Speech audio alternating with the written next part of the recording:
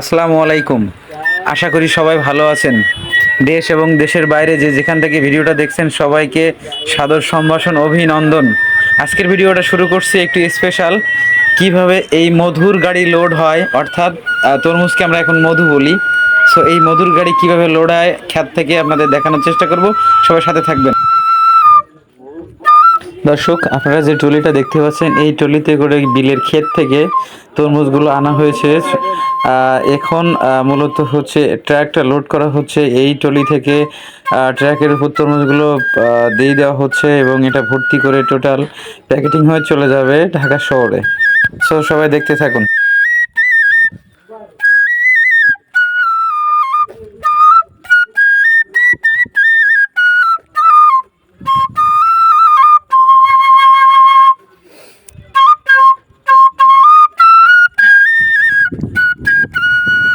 দর্শক, দেখি আপনাদের একটু কাছ থেকে দেখানোর চেষ্টা করছি।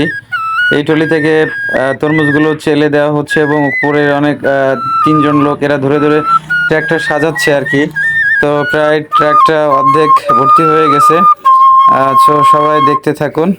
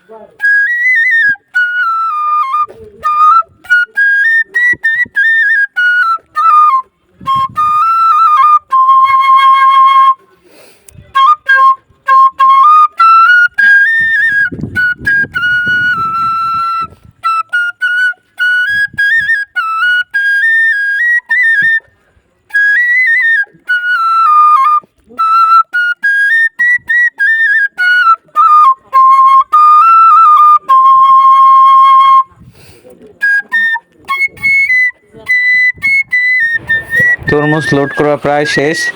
তো এখন গাড়ি বেঁধে গাড়িটা ঢাকার উদ্দেশ্যে রওনা হয়ে যাবে। তো আজকের ব্লগটা কেমন লাগলো আপনাদের কাছে অবশ্যই কমেন্ট করে জানাবেন। ধন্যবাদ সবাইকে। দেখা হবে আগামী কোনো একটা ব্লগে।